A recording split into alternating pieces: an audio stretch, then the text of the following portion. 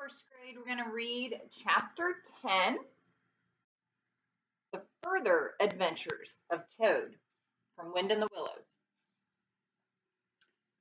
The front door of the hollow tree faced eastward, so Toad was called at an early hour, partly by the bright sunlight streaming in on him, partly by the exceeding coldness of his toes, which made him dream that he was at home in bed in his own handsome room with the Tudor window on a cold winter's night, and his bedclothes had got up, grumbling and protesting they couldn't stand the cold any longer, and had run downstairs to the kitchen fire to warm themselves. And he had followed on bare feet along miles and miles of icy stone-paved passages, arguing and beseeching them to be reasonable. He would probably have been aroused much earlier had he not slept for some weeks on straw over stone flags and almost forgotten the friendly feeling of thick blankets pulled well up round the chin. Sitting up, he rubbed his eyes, first and his complaining toes next, wondered for a moment where he was, looking round for familiar stone wall and little barred window, then with a leap of the heart remembered everything, his escape, his flight, his pursuit, remembered first and best thing of all that he was free. Free, the word and the thought alone were worth 50 blankets. He was warm from end to end as he thought of the jolly world outside, waiting eagerly for him to make his triumphal entrance, ready to serve him and play up to him, anxious to help him and to keep him company, as it always had been in days of old before misfortune fell upon him. He shook himself and combed the dry leaves out of his hair with his fingers, and his toilet complete, marched forth into the comforting morning sun, cold but confident, hungry but hopeful, all nervous terrors of yesterday dispelled by rest and sleep and frank and heartening sunshine. He had the world all to himself that early summer morning. The dewy woodland, as he threaded it, was solitary and still. The green fields that succeeded the trees were his own to do as he liked with. The road itself, when he reached it in that loneliness that was everywhere, seemed, like a stray dog, to be looking anxiously for company. Toad, however, was looking for something that could talk and tell him clearly which way he ought to go. It is all very well when you have a light heart and a clear conscience and money in your pocket and nobody scouring the country for you to drag you off to prison again, to follow where the road beckons and points, not caring whither. The practical Toad cared very much indeed, and he could have kicked the road for its helpless silence when every minute was of importance to him. The reserved rustic road was presently joined by a shy little brother in the shape of a canal, which took its hand and ambled along by its side in perfect confidence, but with the same tongue-tied, uncommunicative attitude towards strangers. Bother them, said Toad to himself, but anyhow, one thing's clear. They must both be coming from somewhere and going to somewhere. Oh, you can't get over that, Toad, my boy. So he marched on patiently by the water's edge. Round a bend in the canal came plodding a solitary horse, stooping forward as if in anxious thought. From rope traces attached to his collar stretched a long line, taut but dipping with his stride, the further part of it dripping pearly drops. Toad let the horse pass and stood waiting for what the fates were sending him. With a pleasant swirl of quiet water at its blunt bow, the barge slid up alongside of him, its gaily painted gunwale level with a towing path, its sole occupant a big stout woman wearing a linen sunbonnet, one brawny arm laid along the tiller. A nice morning, ma'am, she remarked to Toad as she drew up level with him. I dare say it is, ma'am, responded Toad politely as he walked along the tow path abreast of her.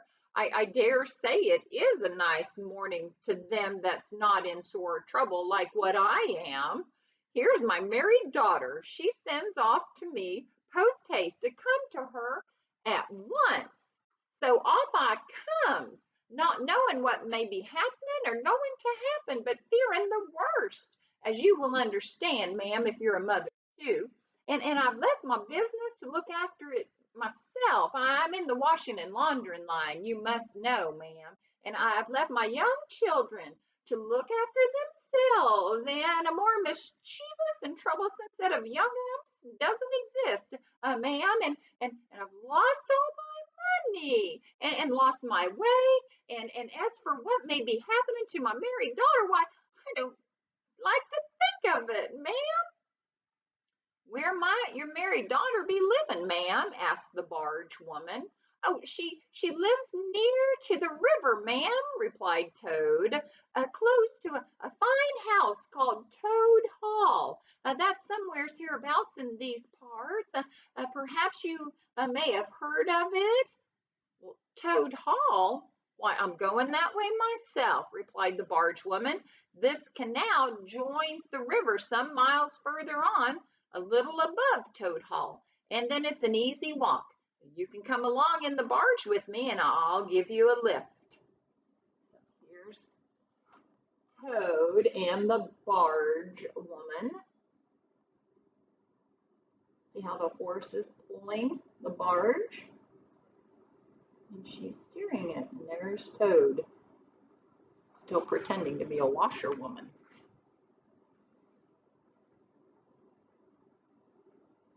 She steered the barge close to the bank, and Toad, with many humble and grateful acknowledgments, stepped lightly on board and sat down with great satisfaction. Toad's luck again, thought he. I always come out on top. So you're in the washing business, ma'am, said the barge woman politely as they glided along. And a very good business you've got too, I dare say, if I'm not making too free in saying so. Oh, finest business in the whole country, said Toad airily. All the gentry come to me, wouldn't go anywhere else if they were paid. They know me so well. You see, I understand my work thoroughly and attend to it all myself. Washing, ironing, clear starching, making up gents' fine shirts for evening wear, everything's done under my own eye. But surely you don't do all that work for yourself, ma'am? Asked the barge woman respectfully. Oh, I have girls, said Toad lightly, 20 girls or thereabouts, always at work. But you know what girls are, ma'am, nasty little hussies. That's what I call them. So do I too, said the barge woman with great heartiness. But I dare say you set yours to rights, the idle trollops. And are you very fond of washing? Oh, I love it, said Toad. I simply dote on it. Never so happy as when I've got both arms in the wash tub. But then it comes so easy to me, no trouble at all. A real pleasure, I assure you, ma'am. What a bit of luck meeting you, observed the barge woman thoughtfully. A regular piece of the lights going out while I'm reading. Who would have thought?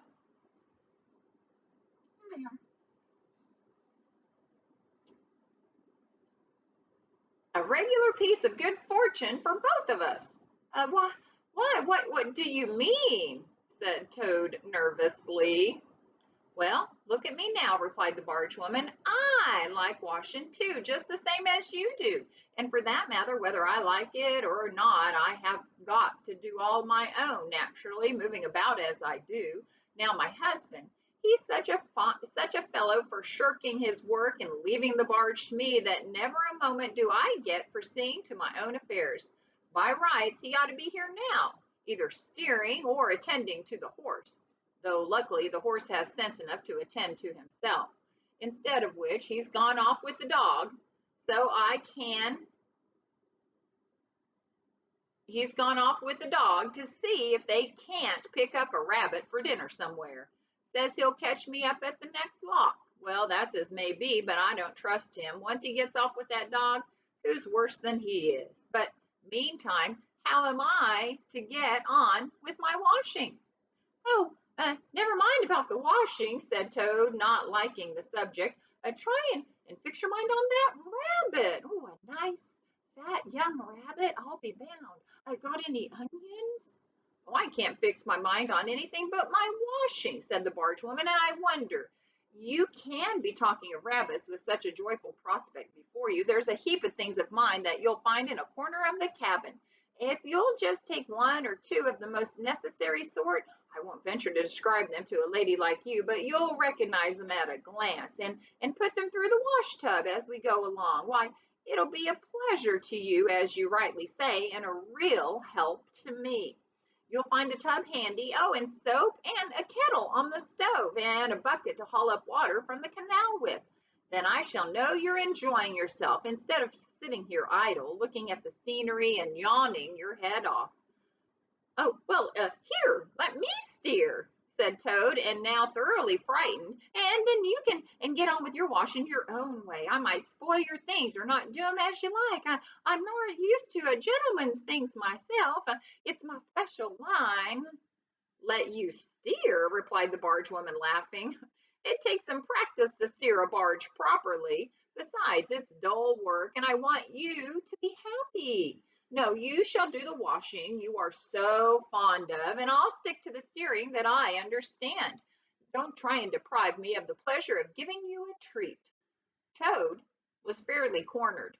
He looked for escape this way and that, and saw that he was too far from the bank for a flying leap, and sullenly resigned himself to his fate. If it comes to that, he thought in desperation, I suppose any fool can wash. He fetched tub, soap, and other necessaries from the cabin, selected a few garments at random, tried to recollect what he had seen in casual glances through laundry windows, and set to. A long half hour passed, and every minute of it saw Toad getting crosser and crosser. Nothing that he could do to the things seemed to please them or do them any good. He tried coaxing, he tried slapping, he tried punching. They smiled back at him out of the tub, unconverted, happy in their original sin. Once or twice he looked nervously over his shoulder at the barge woman, but she appeared to be gazing out in front of her, absorbed in her steering. His back ached badly, and he noticed with dismay that his paws were beginning to get all crinkly. Now, Toad was very proud of his paws. He muttered under his breath words that should never pass the lips of either washerwoman or Toads, and lost the soap for the 50th time. A burst of laughter made him straighten himself and look round. The barge woman was leaning back and laughing unrestrainedly till the tears ran down her cheeks. I've been watching you all the time, she gasped. I thought you must be a humbug all alone from the conceited way you talked. Pretty washerwoman you are. Never washed so much as a dishclout in your life, I'll lay. Toad's temper, which had been simmering viciously for some time, now fairly boiled over, and he lost all control of himself. You common, low barge woman, he shouted, don't you dare talk to your betters that way. Washerwoman, indeed. I would have you know that I am a toad, a very well-known, respected, distinguished toad. I may be under a bit of a cloud at present, but I will not be laughed at by a barge woman. The woman moved nearer to him and peered under his bonnet keenly and closely. So you are, she cried. Well, I never. A horrid, nasty, crawly toad? And in my nice, clean barge, too? Now that is a thing that I will not have. She relinquished the tiller for a moment. One big mottled arm shot out, caught Toad by the foreleg, while the other gripped him fast by the hind leg. Then the world suddenly turned upside down. The barge seemed to flit lightly across the sky. The wind whistled in his ear, and Toad found himself flying through the air, revolving rapidly as he went. The water, when he eventually reached it with a loud splash, proved quite cold enough for his taste, though its chill was not sufficient to quell his proud spirit or slake the heat of his furious temper. He rose to the surface spluttering, and when he had wiped the duckweed out of his eyes, the first thing he saw was the fat barge woman looking back at him over the stern of the retreating barge and laughing, and he vowed, as he coughed and choked, to be even with her. He struck out for the shore, but the cotton gown greatly impeded his efforts, and when at length he touched land, he found it hard to climb up the steep bank unassisted. He had to take a minute or two's rest to recover his breath, then, gathering his wet skirts well over his arms, he started to run after the barge as fast as his legs would carry him, wild with indignation, thirsting for revenge. The barge woman was still laughing when he drew up level with her. Put yourself through your mangle, washerwoman, she called out, and iron your face and crimp it, and you'll pass for quite a decent looking toad. Toad never paused to reply. Solid revenge was what he wanted, not cheap, windy verbal triumphs, though he had a thing or two in his mind that he would have liked to say. He saw what he wanted ahead of him. Running swiftly on, he overtook the horse, unfastened the tow rope and cast it off, jumped lightly on the horse's back, and urged it to gallop by kicking it vigorously in the sides. He steered for the open country, abandoning the tow path and swinging his steer down a rutty lane. Once he looked back and saw that the barge had run aground on the other side of the canal, and the barge woman was gesticulating wildly, shouting, "Stop! Stop! Stop!" "I've heard that song before," said Toad, laughing as he continued to spur his steed onward in its wild career. The barge horse was not capable of any very sustained effort, and its gallop soon subsided into a trot, and its trot into an easy walk. But Toad was quite contented with this, knowing that he, at any rate, was moving, and the barge was not. He had quite recovered his temper, now that he had done something he thought really clever, and he was satisfied to jog along quietly in the sun, taking advantage of any byways and bridle paths, and trying to forget how long it was since he had had a square meal, till the canal had been left very far behind him. He had traveled some miles, his horse and he was feeling drowsy in the hot sunshine, when the horse stopped, lowered his head, and began to nibble the grass. And Toad, waking up, just saved himself from falling off by an effort. He looked about him and found he was on a wide common, dotted with patches of gorse and bramble as far as he could see. Near him stood a dingy gypsy caravan, and beside it a man was sitting on a bucket, turned upside down, very busy smoking and staring into the wide world. A fire of sticks was burning nearby, and over the fire hung an iron pot, and out of that pot came forth bubblings and gurglings and a vague, suggestive steaminess. Also smells, warm, rich, and varied smells that twined and twisted and wreathed themselves at last into one complete, voluptuous, perfect smell that seemed like the very soul of nature, taking form and appearing to her children, a true goddess, a mother of solace and comfort. Toad now knew well that he had not been really hungry before. What he had felt earlier in the day had been a mere trifling qualm. This was the real thing at last, and no mistake, and it would have to be dealt with speedily too, or there would be trouble for somebody or something. He looked at the gypsy over carefully, wondering vaguely whether it would be easier to fight him or cajole him. So there he sat and sniffed and looked at the gypsy, and the gypsy sat and smoked and looked at him.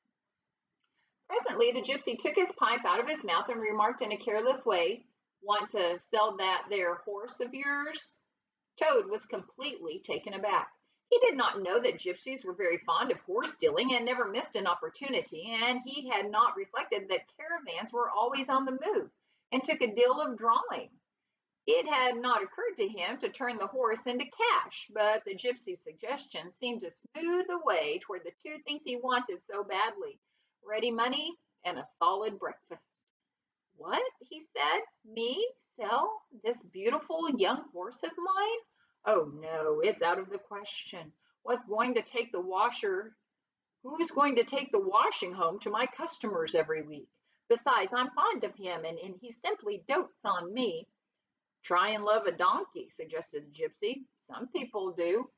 "Oh, you don't seem to see," continued Toad, "that this fine horse of mine is a cut above you altogether. He's a blood horse. He is partly, not the part you see, of course, another part. And he's been a prize hackney too in his time. That was the time before you knew him, but you can still tell it was on him at a glance if you understand anything about horses. No, it's not to be thought of, not for a moment. All the same, how much might you dispose to offer me for this beautiful young horse of mine?" The gypsy looked at the horse over. Then he looked Toad over with equal care and looked at the horse again. "Shillin' a leg," he said briefly, and turned away. continuing to smoke and tried to stare the wide world out of countenance. "A shilling a leg?" cried Toad. "If you please, I must take a little time to work that out and see just what it comes to." He climbed down off his horse and left it to graze and sat down by the gypsy and did sums of his fingers, and at last he said, "A shilling a leg? Why, that comes to exactly 4 shillings and no more. Oh no, I could not think of accepting 4 shillings for this beautiful young horse of mine." "Well," said the gypsy, "I'll tell you what I will do. I'll make it 5 shillings, and that's 3 and 6pence more than the animal's worth, and that's my last word." Then Toad sat and pondered long and deeply, for he was hungry and quite penniless, and still some way, he knew not how far, from home, and enemies might still be looking for him. To one in such a situation, 5 shillings may very well appear a large sum of money. On the other hand, it did not seem very much to get for a horse. But then again, the horse hadn't cost him anything, so whatever he got was all clear profit. At last he said firmly, "Look here, gypsy, I'll tell you what we will do, and this is my last word. You shall hand me over 6 shillings and 6pence, cash down. And further, in addition thereto, you shall give me as much breakfast as I can possibly eat at one sitting, of course, out of that iron pot of yours that keeps sending forth such delicious and exciting smells. In return, I will make over to you my spirited young horse, with all the beautiful harness and trappings that are on him, freely thrown in. If that's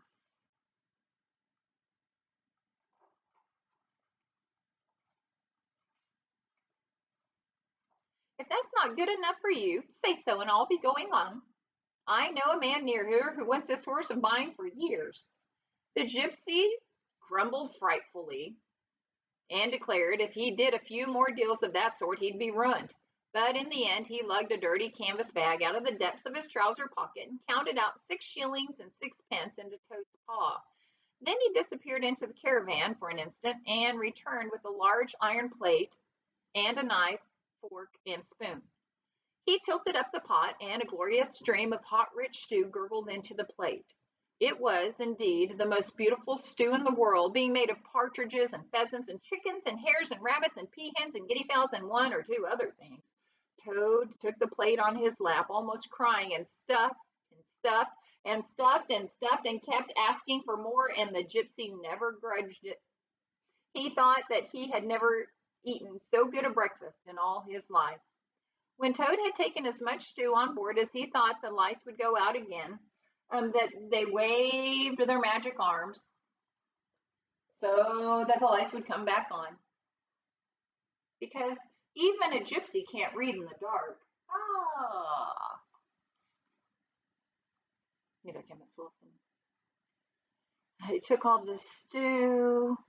When Toad had taken as much stew on board as he thought he could possibly hold, he got up, said goodbye to the gypsy, and took an affectionate farewell of the horse. And the gypsy, who knew the riverside well, gave him directions which way to go, and he set forth on his travels again in the best possible spirits.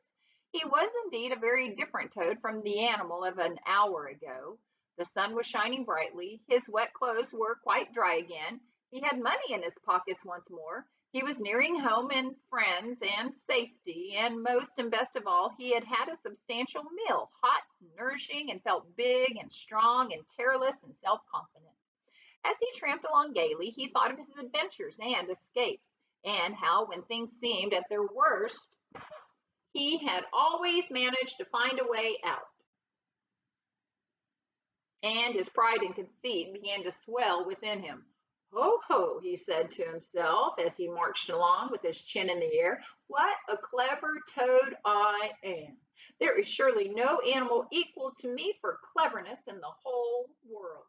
My enemies shut me up in prison, encircled by sentries, watched day and night by warders, and I walked out through them all by sheer ability coupled with courage. They pursued me with engines and policemen and revolvers. I snapped my fingers at them and vanished, laughing into space.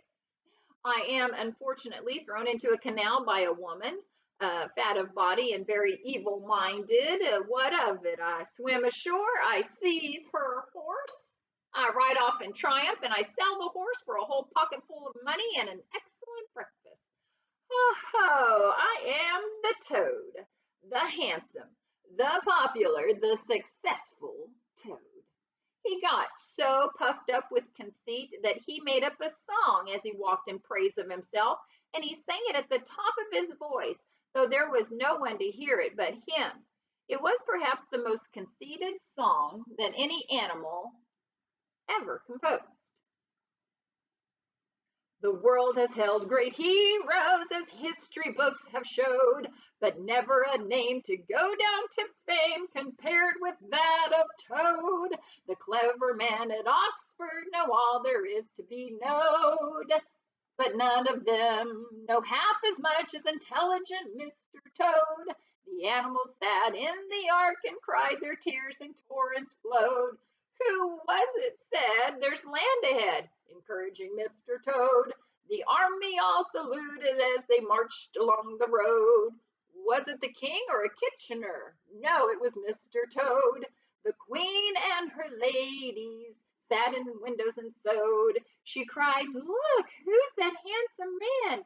They answered, Mr. Toad. There was a great deal more of the same sort, but too dreadfully conceited to be written down. These are some of the milder verses. He sang as he walked, and he walked as he sang, and got more inflated every minute, but his pride was shortly to have a severe fall. After some miles of country lanes, he reached the high road, and as he turned into it and glanced along its white length, he saw approaching him a speck that turned into a dot, and then into a blob, and then into something very familiar. And a double note of warning, only too well known, fell on his delighted ear. Oh, this is something like, said the excited Toad. This is real life again. This is once more the great world from which I have been missed so long. I will hail them, my brothers of the wheel, and pitch them a yarn of the sort that has been so successful hitherto, and they will give me a lift, of course, and then I will talk to them some more, and perhaps with luck it may even end in my driving up to Toad Hall in a motor car. Oh, that will be one in the eye for Badger. He stepped confidently out into the road to hail the motor car, which came along at an easy pace, slowing down as it neared the lane, when suddenly he became very pale. His heart turned to water, his knees shook and yielded under him, and he doubled up and collapsed with a sickening pain in his interior. And well he might, the unhappy animal, for the approaching car was the very one he had stolen out of the yard of the Red Lion Hotel on that fateful day when all his troubles began. And the people in it were the very same people he had sat and watched at luncheon in the coffee room. He sank down in a shabby, miserable heap on the road, murmuring to himself in his despair, oh, it's all up, it's all over now, chains and policemen again, prison again, oh, dry bread and water again. Oh, what a fool I have been. What did I want to go strutting about the country for, singing conceited songs and hailing people in broad day on the high road instead of hiding till nightfall and slipping home quietly by back ways. Oh, hapless Toad. Oh, ill-fated animal. The terrible motor car drew slowly nearer and nearer till at last it heard it stop just short of him. Here he is when he realizes it's the same car. Oh, why have I been such a conceited Toad?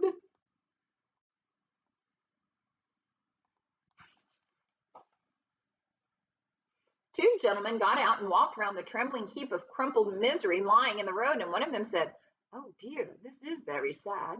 Here is a poor old thing, a washerwoman apparently, who has fainted in the road.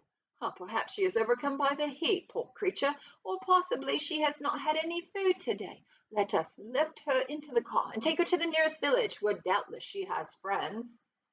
They tenderly lifted Toad into the motor car and propped him up with soft cushions and proceeded on their way.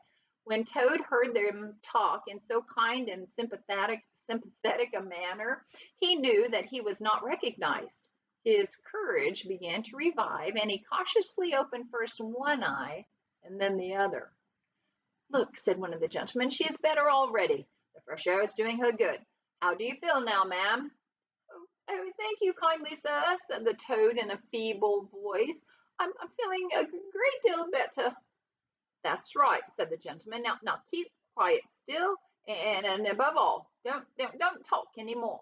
Oh, I won't, said Toad. I was only thinking if I might sit on the front seat there beside the driver where I could get the fresh air full in my face. I should soon be all right again.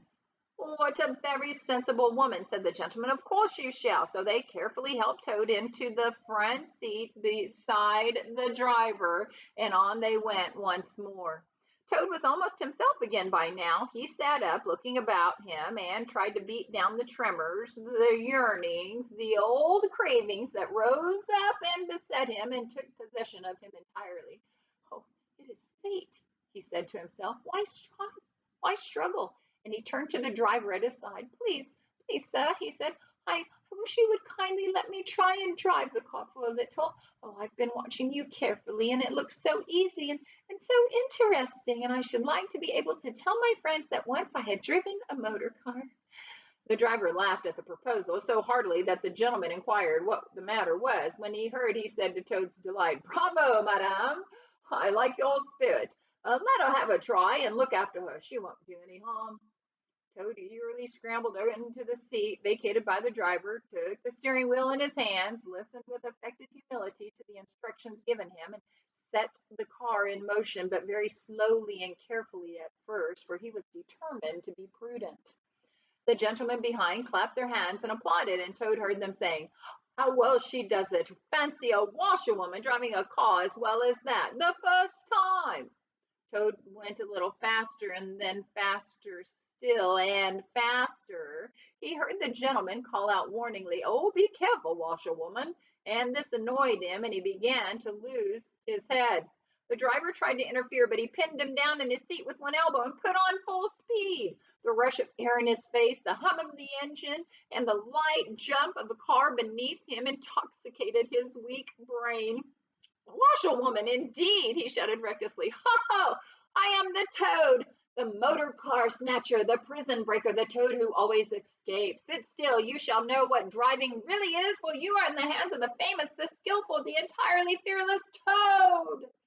With a cry of horror, the whole party rose and flung themselves on him. Seize him, they cried. Seize the Toad, the wicked animal who stole our motor car. Bind him, chain him, drag him to the nearest police station. Down with the desperate and dangerous Toad. Alas, they should have thought they ought to have been more prudent, and they should have remembered to stop the motor car somehow before playing any pranks of that sort. With a half turn of the wheel, Toad sent the car crashing through the low hedge that ran along the roadside. One mighty bound, a violent shock, and the wheels of the car were churning up the thick mud of a horse pond. Toad found himself flying through the air with a strong upward rush and delicate curve of a swallow. He liked the motion and was just beginning to wonder whether it would go on until he developed wings and turned into Toad Bird, when he landed on his back with a thump in the soft, rich grass of a meadow. Sitting up, he could just see the motor car in the pond, nearly submerged.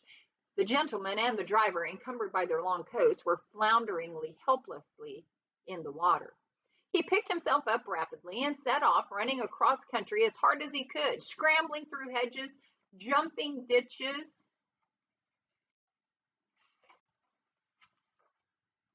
pounding across fields till he was breathless and weary and had to settle down into an easy walk. When he had recovered his breath somewhat and was able to think calmly, he began to giggle. And from giggling, he took to laughing, and he laughed till he had to sit down under a hedge. Ho, ho, ho! He cried in ecstasies of self-admiration. Toad again! Toad, as usual, comes out on top. Who was it that got them to give him a lift? Who managed to get on the front seat for the sake of fresh air? Who persuaded them into letting him see if he could drive?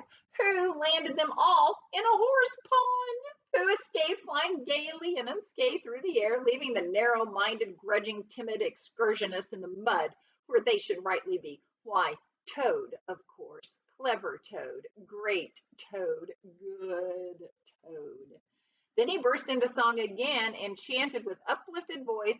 The motor car went beep, beep, beep as it raced along the road. Who was it steered? Who was it steered it into a pond? Ingenious Mr. Toad. Oh, how clever I am, how clever, how clever, how very clever. A slight noise at a distance behind him made him turn his head and look. Oh, oh, horror, oh, misery, oh, despair. About 2 fields off, a chauffeur in his leather gaiters and 2 large rural policemen were visible, running towards him as hard as they could go. Oh, poor Toad sprang to his feet and pelted away again, his heart in his mouth. Oh, my, he gasped as he panted along. Oh, what a bad guy I am. Oh, what a conceited and bad, very bad guy. Oh, swaggering again, shouting and singing songs again, sitting still and gasping again. Oh, my, oh, my, oh, my. He glanced back and saw to his dismay that they were gaining on him. On he ran desperately, but kept looking back and saw that they still gained steadily.